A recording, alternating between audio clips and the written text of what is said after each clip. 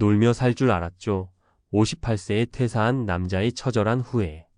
이제 좀 쉬고 살려고요. 그동안 너무 달려왔잖아요. 퇴사하던 날 박영배 가명씨는 후련한 마음으로 회사를 나섰습니다. 58세, 남들보다 조금 빠른 은퇴였지만 그는 확신에 차 있었습니다. 30년 넘게 한 직장에서 성실히 일했고 적지 않은 퇴직금의 연금도 있었으니까요. 먹고 살 걱정은 없겠지. 이제 내 인생 즐겨야지. 그렇게 시작된 조기 은퇴 생활. 그런데 1년도 지나지 않아 그는 이렇게 말합니다. 내가 뭘 잘못 생각했던 건지 요즘은 하루하루가 두려워요. 어쩌다 이렇게 됐을까요? 조기 은퇴, 누구나 한 번쯤은 꿈꿔보는 이야기. 60 넘으면 일 안 하고 놀고 싶다. 이 말 우리 주변에서 참 자주 듣습니다. 특히 50대 중후반이 되면 슬슬 이제 좀 쉬어야지라는 생각이 들죠.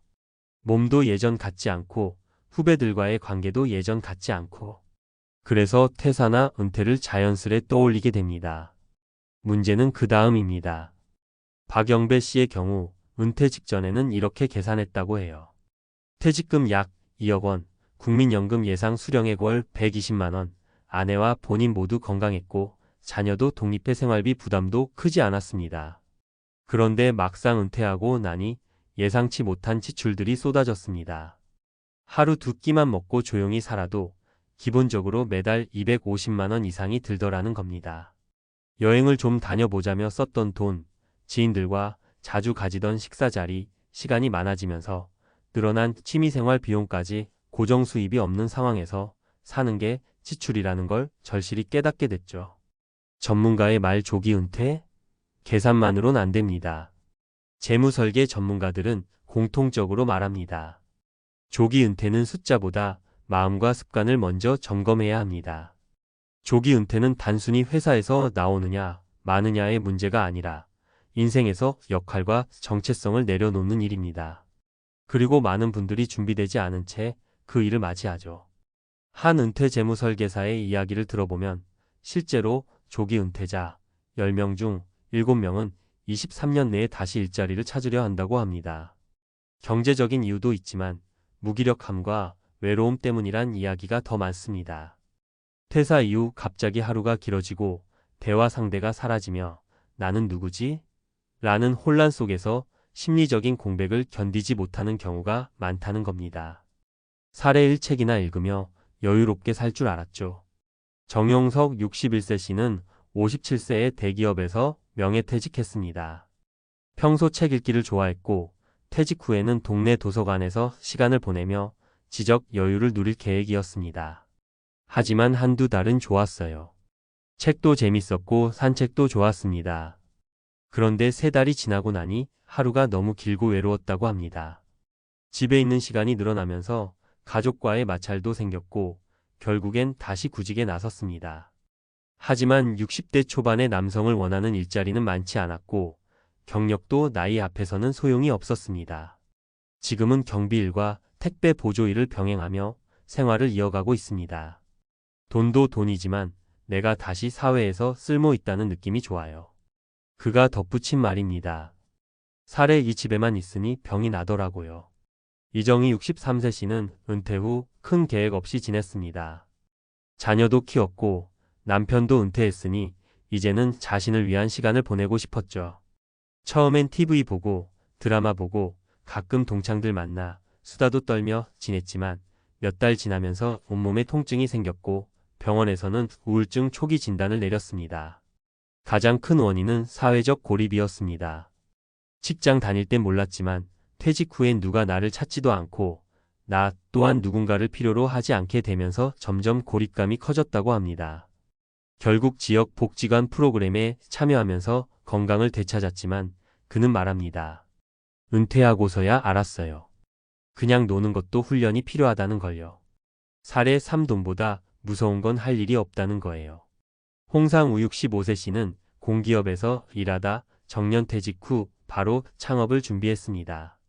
이유는 하나였다고 합니다. 놀면 뭐하나 싶어서요. 그는 은퇴 전부터 부업으로 해오던 커피 관련 일을 본격화해 작은 카페를 차렸습니다. 수익은 많지 않지만 매일 아침 문 열고 손님 맞이하고 청소하고 커피 내리면서 느끼는 보람이 하루를 버티게 해준다고 해요. 은퇴 후 가장 두려운 건 돈이 아니라 시간이었어요. 매일이 아무 일도 없고 아무 의미도 없게 느껴지는 그 공허함. 지금은 힘들어도 좋습니다. 내가 존재한다는 느낌이 드니까요.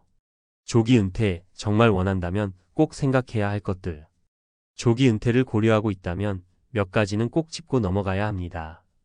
첫째, 경제적 여유의 기준을 재정의해야 합니다. 단순히 퇴직금과 연금 수령액만 따질 게 아니라 향후 30년을 살아갈 수 있는 지출 패턴과 예상 변수를 감안해야 해요. 의료비, 주거비, 취미비용, 돌발 상황 등 현실적인 계산이 필요하죠. 둘째, 하루의 루틴이 사라지는 삶을 견딜 수 있는지 자문해 보세요.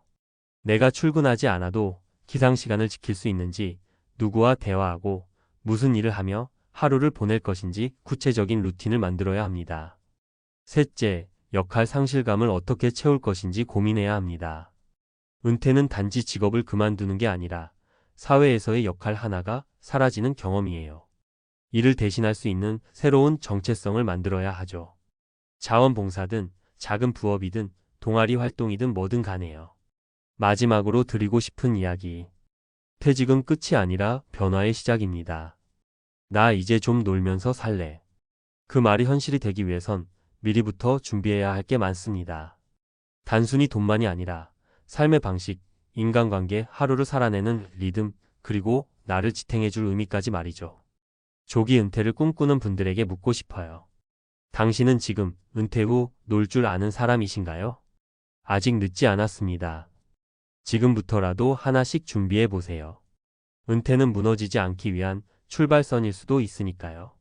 그럼 앞서 작성했던 이야기의 감정적인 부분을 넘어 이번엔 전문가 시각에서 조기 은퇴와 은퇴 후 삶을 구체적 실용적으로 풀어드릴게요. 돈 계산부터 생활 패턴, 심리 관리까지 현실적으로 적용할 수 있는 내용으로 이어가겠습니다.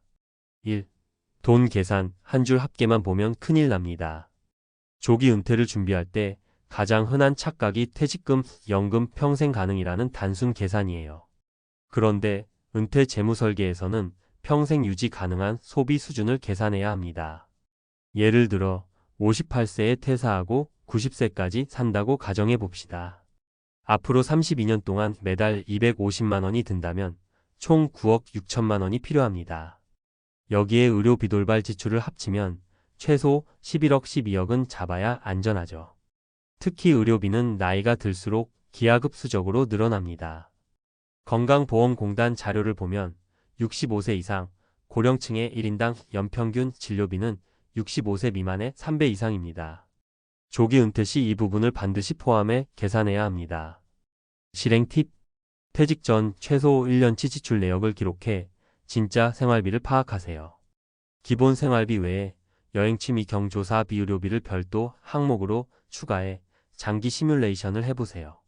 가계 현금 흐름표를 만들어 매년 점검하는 습관을 가지면 예상치 못한 위기를 줄일 수 있습니다. 2. 은퇴 직후 2년은 소비 조정기로 설정하세요. 전문가들이 말하는 은퇴 쇼크의 1차 원인은 바로 소비 습관입니다. 직장 다닐 때는 월급날을 기준으로 소비 패턴이 만들어져 있었지만 은퇴 후에도 그 습관이 이어지면 금방 자산이 줄어듭니다. 실제로 제 고객 중 한 분은 은퇴 직후 1년 동안 여행 취미지인 모임으로 1억 가까이 썼습니다. 이유는 간단했어요. 이제 안 쓰면 언제 쓰나라는 생각이었죠. 그런데 2년 차에 접어들자 앞으로 20년 넘게 유지해야 할 생활비가 턱없이 부족하다는 걸 깨닫고 소비를 급히 줄였습니다. 문제는 이미 줄어든 자산이 회복되기 어렵다는 겁니다. 실행 팁. 은퇴 후 2년간은 테스트 예산으로 생활하세요.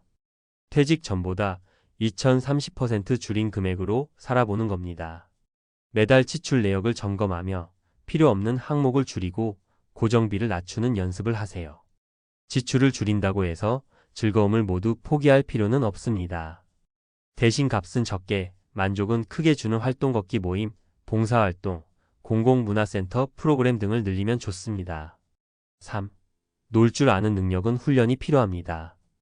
은퇴 후 가장 무서운 건 심심함과 무기력입니다. 직장에서의 역할이 사라지면 하루를 채울 루틴이 없고 대화할 사람도 줄어듭니다. 이때부터 우울감, 건강 악화, 사회적 고립이 차례로 찾아오죠.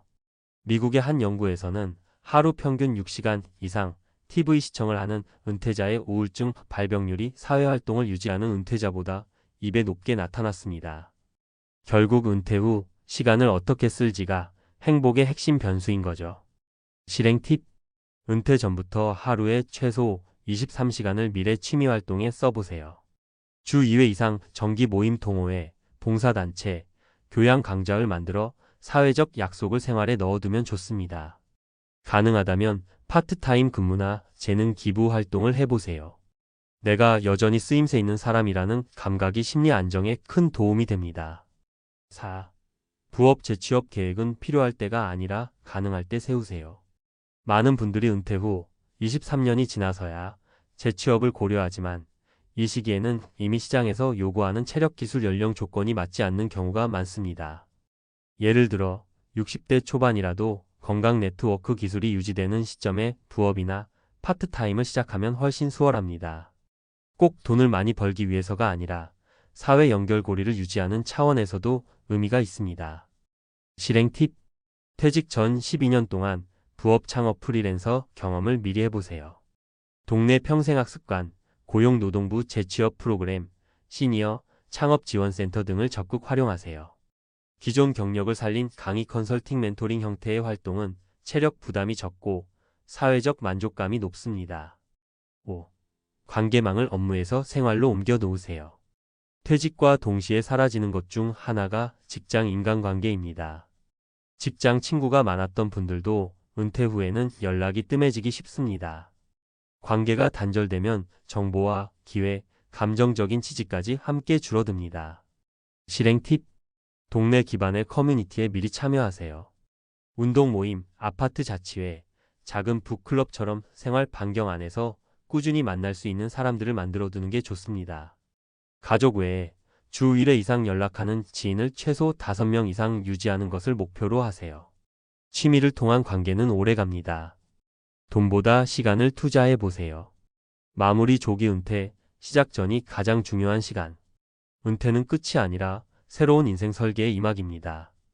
하지만 준비 없이 시작하면 그 이막은 금세 벽에 부딪힙니다. 돈, 시간, 관계의 정체성 중 어느 하나만 무너져도 균형이 깨지기 때문이죠. 그래서 조기 은퇴를 꿈꾸신다면 언제 나올까? 보다 나온 뒤 어떻게 살까? 를 먼저 그려보셔야 합니다. 그리고 그 그림 속에는 반드시 구체적인 숫자, 루틴, 관계, 의미가 들어 있어야 합니다. 은퇴 후에도 활기차게 살고 싶은 분들에게 꼭 전하고 싶은 말이 있습니다. 돈만 준비하는 은퇴는 반쪽짜리입니다. 나머지 반쪽은 당신이 앞으로 어떤 하루를 살고 싶은지에 달려 있습니다.